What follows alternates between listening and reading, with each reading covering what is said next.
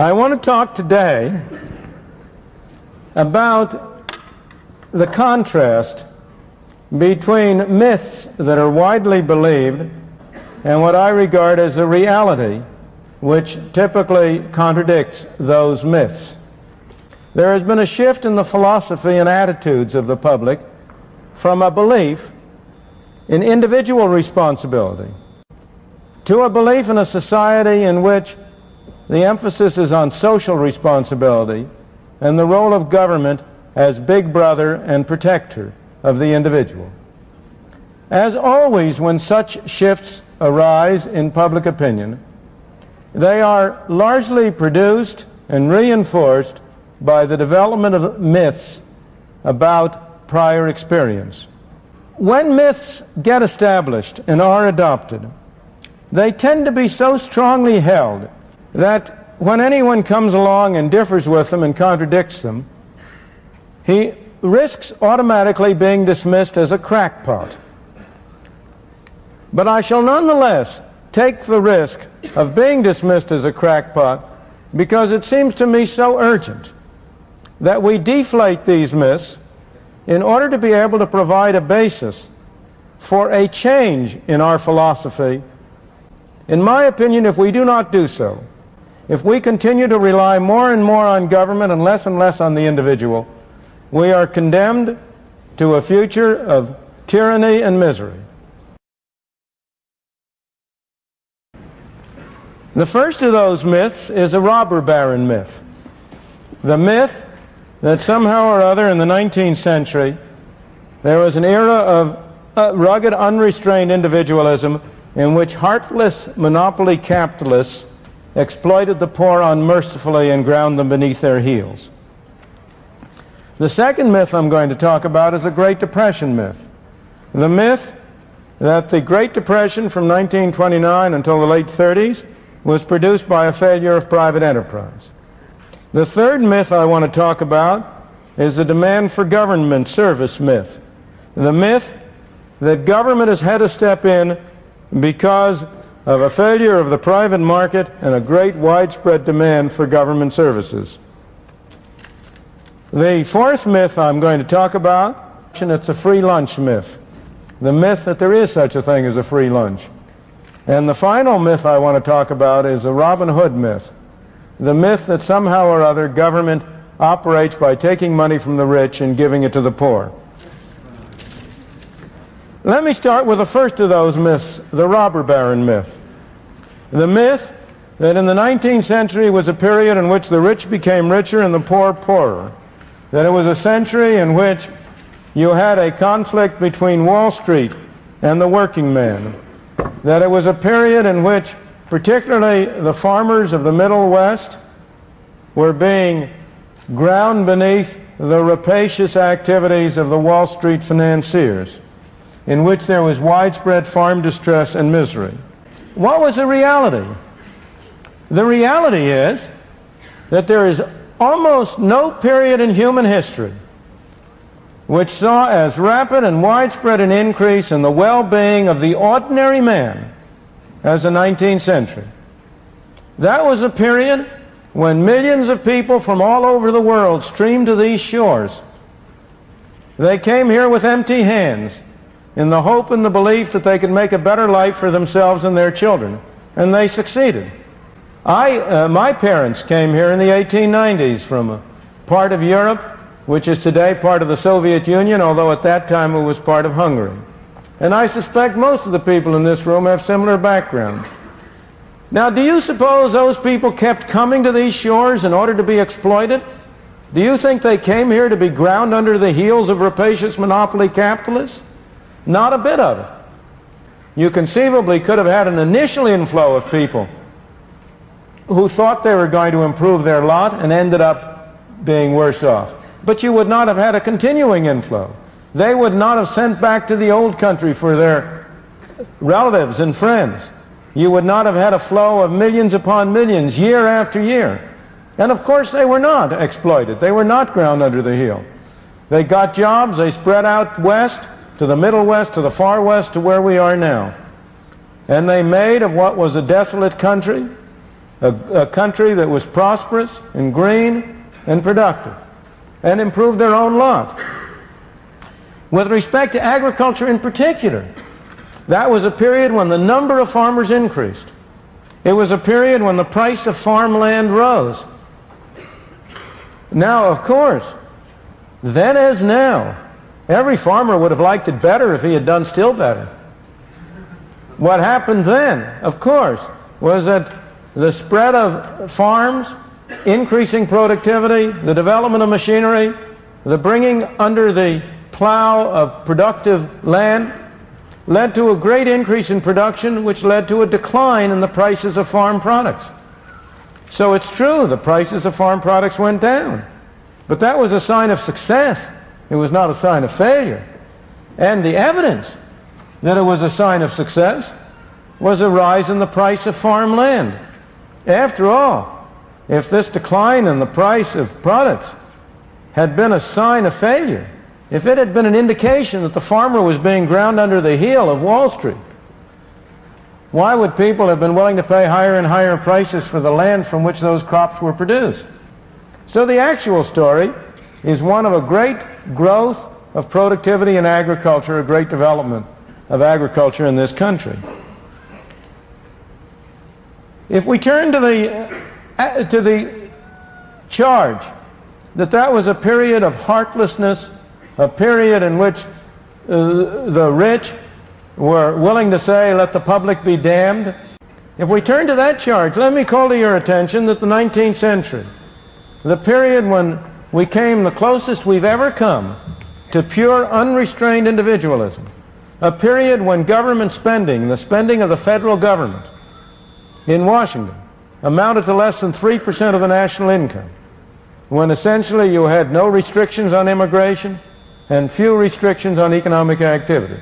Let me point out that that was also the period of the greatest flowering of charitable activity in the United States.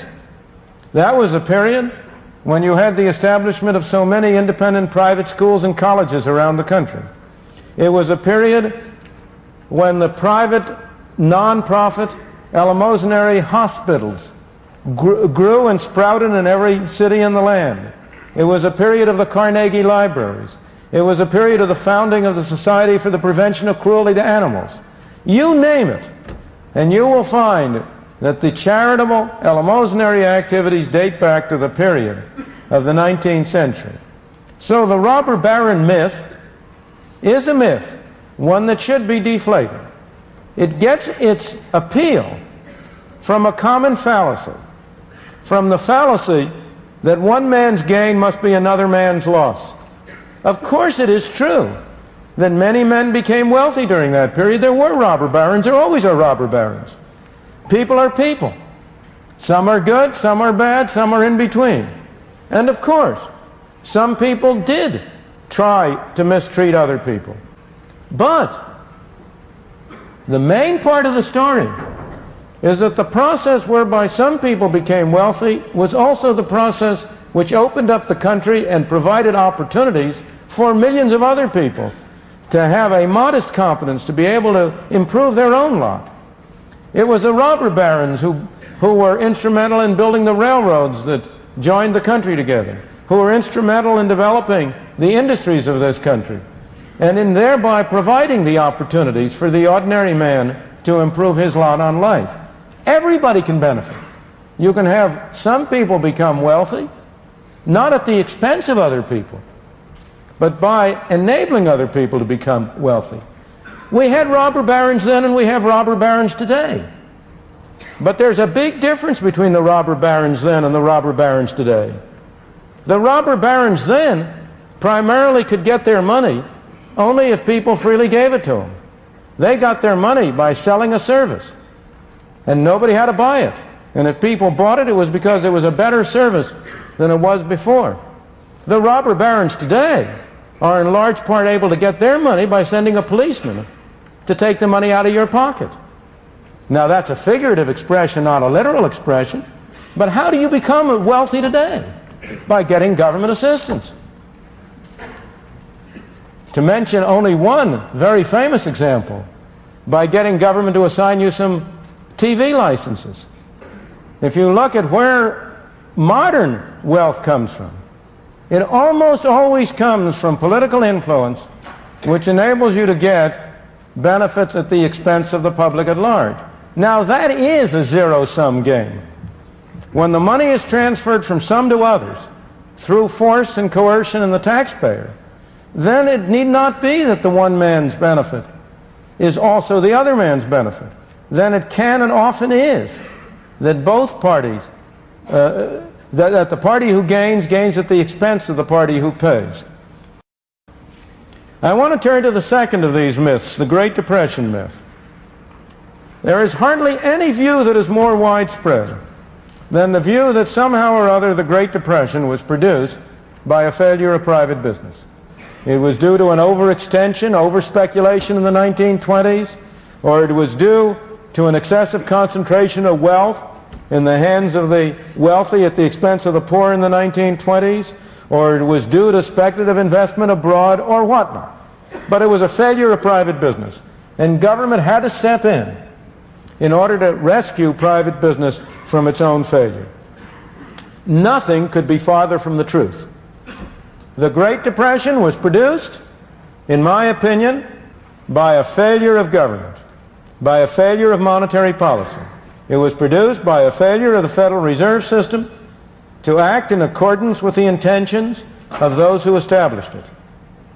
It was produced by a failure of the Federal Reserve System despite the presence of knowledge on the part of many of the people in the system about the right course of action. Even at the depth of the Depression in 1933, when, in the spring of that year, the Federal Reserve System, which had been established in order to prevent banking panics and keep banks from closing, when the Federal Reserve System itself closed its doors, and you had a banking holiday for 7 days, and when, over the previous 3 years, a third of the banks of this country closed their doors and went broke because, in my opinion, of the poor policy followed by the Federal Reserve System. The facts were that from 1929 to 1933, the total quantity of money in the United States declined by 1/3. The Federal Reserve System could have prevented the decline at all times. If it had prevented the decline in the quantity of money, you might still have had a recession. But it would have been a garden variety recession. It would have been over in the middle of 1930 or early in 31 at the latest. So the Great Depression was not produced by a failure of business. On the contrary, it was produced by a failure of government, and a failure of government in an area in which responsibility had been assigned to government since the founding of this country. The Constitution of the United States. It gives Congress the power to coin money and set the value thereof. And it was in the management of this fundamental function of government that government failed and produced the Great Depression. We have learned from that failure. The Federal Reserve will not fail in the same way again. This time it will fail in a different way. This time it has been failing, not by producing a Great Depression, but by producing an inflation. Because just as you will hear the story that it was business that was responsible for the Depression, so you will today hear the story that it is labor and management that are responsible for inflation. It is the same kind of a myth. Inflation is made in one place and one place only, Washington, D.C.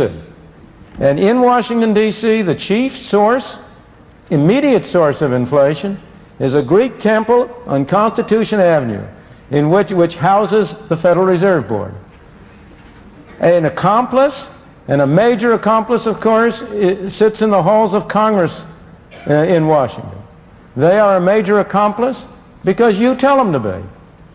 The American people have been telling Congress for many years, spend more money on us, please. But they've been telling us, don't raise our taxes. Congress has been listening. It's been spending more money on you. But on the other hand, it's been very unwilling to raise taxes. As a result, it has imposed inflation as a tax. That's one tax that you don't have to vote for, but you have to pay. Let me turn to the third of the myths I want to cover. This is a myth closely related to the Great Depression myth. It is a myth that somehow or other the private market has failed to provide certain important services, and the government has had to step in response to an overwhelming public demand in order to provide those services. The reality is very different. The reality is that if you look at every program that the government has adopted in the direction of extending its scope, it took an enormous propaganda campaign by special propaganda groups to get those measures passed. There was no underlying public demand for those measures. On the contrary, the demand had to be created. It had to be developed. It had to be produced.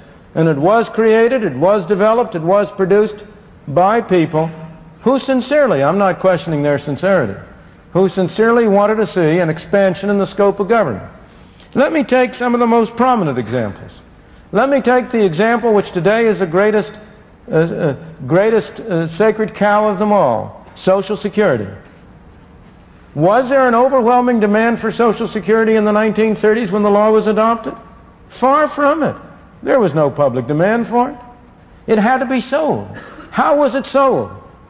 By imaginative packaging and deceptive labeling. Social Security was sold as an insurance scheme. It is not an insurance scheme. There is very little relationship to the amount of money any one individual pays and the amount of money he is entitled to receive. Social Security is a combination of a bad tax system with a bad way of distributing welfare. It's got two components, and I have never known anybody, whatever his political or other persuasion, who would defend either component separately.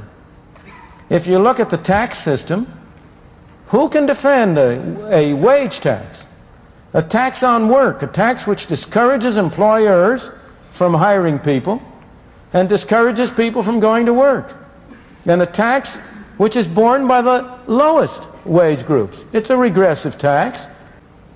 Look at the benefit arrangements.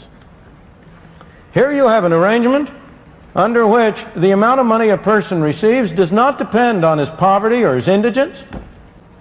If he has only worked a certain number of quarters and not more, no matter how indigent he is, he doesn't get anything.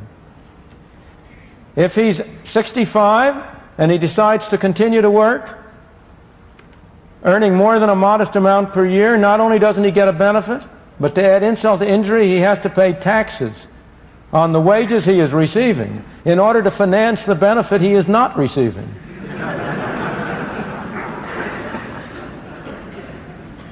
If a man who is 65 years old has $1 million in income from property, he is entitled and doesn't work, he gets his full Social Security benefit, tax-free. Is there anybody who would justify that system of distributing benefits? And I could go on to all the difficulties with it. I've only touched the surface. Note the misleading language. The Social Security system consistently refers to the taxes you pay as a contribution. Now tell me, do you regard taxes as contributions?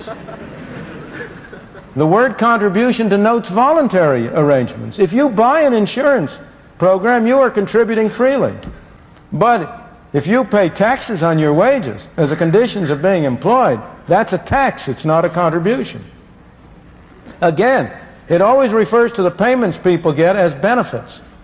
They are not benefits, they're subsidies. What you have is a system of subsidizing people on the one hand and of taxing it. What about the claim that it's insurance, that there's a relationship between the two? Well, there is a minor relationship. It is true that on the whole, those people who pay more will receive more, other things the same. But every student of the subject has pointed out that the relationship is very small, that most payments are independent of most receipts. Moreover, what you really have is not a system under which people are providing for their own security, as the Social Security system will say it, as they describe it. In their pamphlets, they describe it as a way in which 90% of American workers are providing for their own future. That's nonsense. What people today are doing is paying taxes today to pay the subsidies to the people who are receiving benefits today. What you have is a system of taxing the young at any point in time to subsidize the old. Now, there may be nothing wrong with that. For the moment, I'm not discussing that issue. I'm discussing whether Social Security was a response to a broad-scale public demand or whether it had to be sold to the people by the worst devices of Madison Avenue. And the answer is it clearly was the latter. Let me take another more recent movement. Consider the imposition on you and me and on our automobiles of all sorts of safety equipment, so-called safety equipment. Nothing to prevent us individually from buying it. But now we are required to buy it by government. Why? Was there a great public demand? Not at all. There was a man named Ralph Nader. But Ralph Nader launched a major propaganda campaign, also characterized by misrepresentation. But the extent to which this did not result from a great public clamor can be shown by what has happened whenever the agency that was established to administer auto safety regulations has overstepped its bounds. You will recall that a few years ago, it tried to impose the requirement of an interlock that no car could be started unless the seat belts were fastened. And that produced such a great public outcry. You are now having a similar kind of a controversy about the airbag. Or again, let me take a very different example, the drive for national health insurance. Is there a widespread drive for national health insurance? Not so you can notice it. Indeed, the proponents of it have been trying to get it passed year after year, and so far they haven't gotten it passed. As I say, fortunately, because if so-called national health insurance were passed, it would bear as little relationship to insurance as Social Security does. It's not a program for national health insurance at all. It's a program for socialized medicine. It's a program for making physicians government employees. It's a program for creating long waiting lines and inferior medical service. But that isn't the way it's labeled. But the pressure for it is having to be created and built up by propaganda. Or again, let me take another modern version. Has the FDA's ban on saccharin been in response to a great public outcry for it?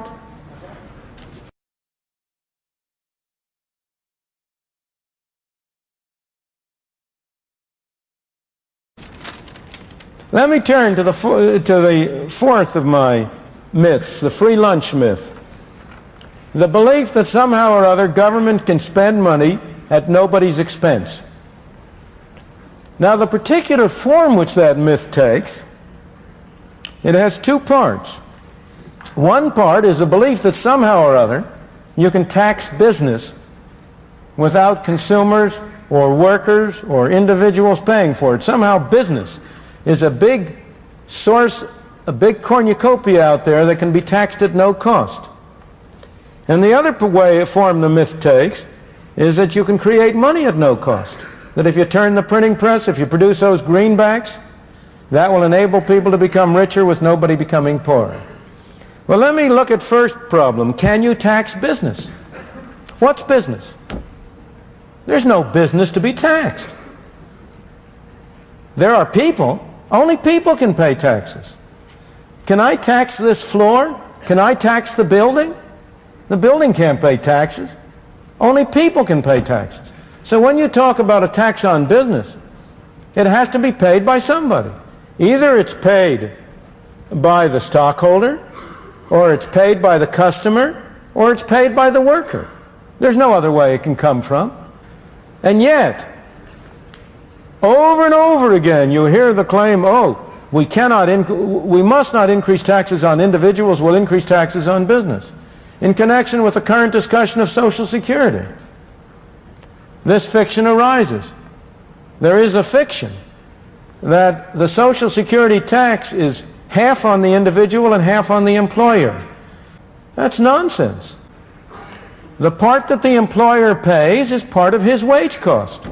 If an employer considers whether it's worth his while to hire an additional worker, he has to consider as part of his cost not only what he pays to the worker, but also the extra taxes he will have to pay to the government. What matters to him is the total number of dollars it costs him to hire an additional person. So the fact is, the logic is, the reason is, that the so-called tax on the employer is paid by the employee. Now, this has always been clear from economic reasoning, general economic reasoning, but it has also been subjected to empirical test. And a book, even from that temple of belief in greater and bigger government, the Brookings Institution in Washington, published a couple of years ago, demonstrated empirically that the tax on the employer was really paid by the employee, that it was shifted to the employee, and it can't be any other way, as you will see if you think about it. So business doesn't pay that tax. And yet, despite this, you have the great move in Congress right now in remedying the problem of Social Security to impose a larger fraction of the tax on business on the alleged grounds that somehow or other that spares the worker. It doesn't have any such effect. It reduces the incentive to hire people and thus is imposed on the worker. But again, if you look at the taxing corporate profits, the distinction you have to draw is between who writes the check and who fundamentally bears the cost. It may well be that an official of a corporation writes the check for the tax on profits, so-called profits. He writes the check, but who pays it? He doesn't pay it. It has to come from the proceeds of the goods and services which the enterprise sells. And that $10 million is $10 million less available either for cutting prices or for paying out dividends or for paying wages and salaries. The tax is borne by people. And for this reason, I must say, I have always myself been strongly in favor of eliminating altogether the tax on corporations. So it's open and above board that you are taxing people and that you do not conceal that fact by appearing to tax corporations. Well, again, with respect to money, can you print money at no cost? It's very cheap to turn out those pieces of paper. But does that get society something for nothing? Not at all. It's simply a different form of taxation. If you print money, people have more money to spend. If they spend more money on the same amount of goods, prices go up. And in effect, everybody is paying a tax through inflation. Once again, it's only a form of taxation.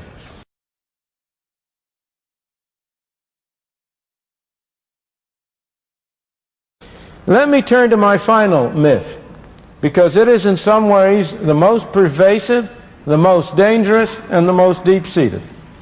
That is a Robin Hood myth. The myth that government has benefited the poor at the expense of the rich. That's the myth. Those are the terms on which many a governmental program is sold. What is the reality? The reality has been described in an article in the Journal of Law and Economics by my colleague George Stigler under the title of Director's Law.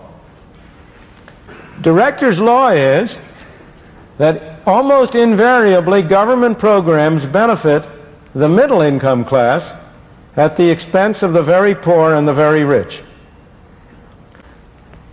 On the logical level, you have a political system under which laws are passed by 51% of the people voting one way against 49% of the people.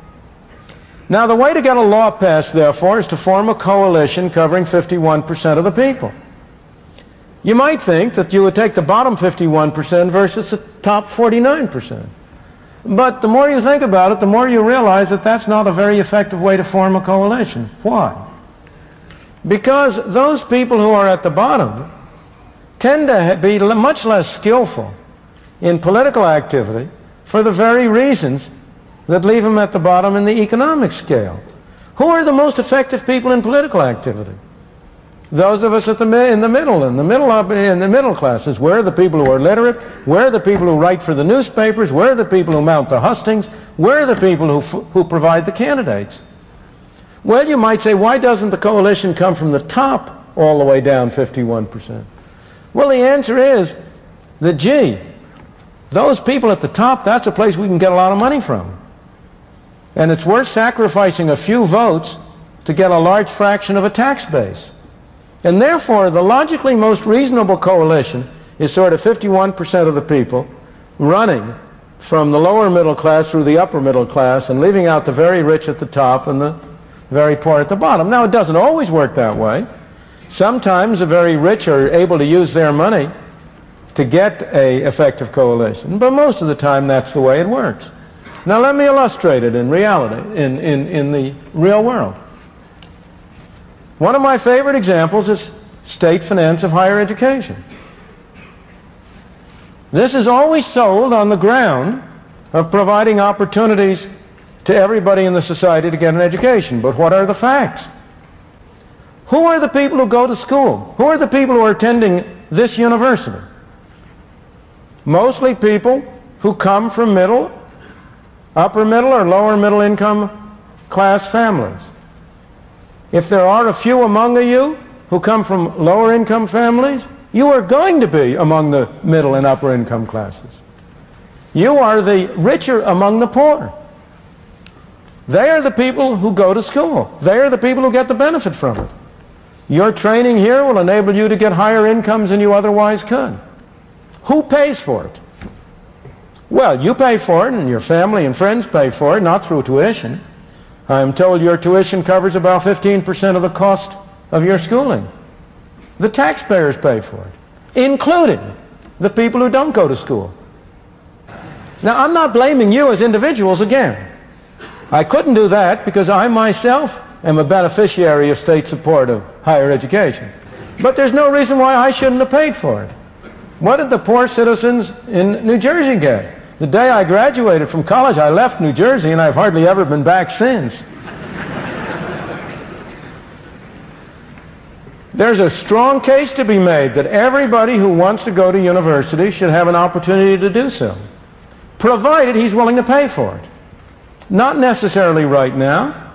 It's highly desirable to have arrangements under which he can borrow now to pay it back later out of a higher income that his education will make possible. But there is no justification for imposing taxes on lower income people to finance the schooling of people who are or will be in the higher income groups. And yet, how much political movement is there to impose full cost tuition on colleges? There is nobody who would have a ghost of a chance of being elected to a legislature or to the state house on that program. It's the hardest thing in the world, legislatively, to get higher tuitions imposed. Why? Because the middle class looks after itself. Because of director's law. Now, what's true for higher education is true in every other area. Consider Social Security. Now, Social Security is also sold as a program to benefit the poor. What are the facts? Social Security is a program which imposes unduly heavy taxes on the lower income groups in the society to provide higher benefits to upper income groups in the society. At what age do younger men from the lower classes go to work? 16, 17, 18, 19. That's when they start to pay Social Security taxes. At what age are you people going to go to work and start paying Social Security taxes? Some of you may, in part-time jobs, have been doing so. But you will be a full-time Social Security payers only when you reach your middle 20s. So, they will pay taxes for more years than you will pay taxes. Next, which one is going to receive benefits for longer? Every demographic study has shown that the average expected length of life of middle and upper income classes is longer than the average length of life of people from the lower income classes. So those poor suckers are going to pay taxes for more years and receive payments for fewer years than you and I will. Now, some of us, by virtue of continuing to work between 65 and 72, will not be in that favored class. But already, the fraction of people who work between 65 and 72 has been cut to a small part of what it used to be because of the incentive offered by Social Security. And overall, there is little doubt, therefore, that Social Security is a program which transfers income from low-income classes to high-income classes. Same thing is true of almost every other social program you can mention. I have often challenged people to find a single governmental program in which the people who pay taxes have higher incomes than those who get the benefits. I know only one, and that's direct relief, public assistance, the aid to families of dependent children. It's not a good program, it's a terrible program, it's a welfare mess. But so far as I can find out, it's the only program that demonstrably transfers income from higher income classes to lower income classes. And that's why it's such an unpopular program. Director's law shows up in the unpopularity of the welfare mess as well as in the popularity of Social Security, housing programs, and the like. I could go down a great many others, but time will not permit.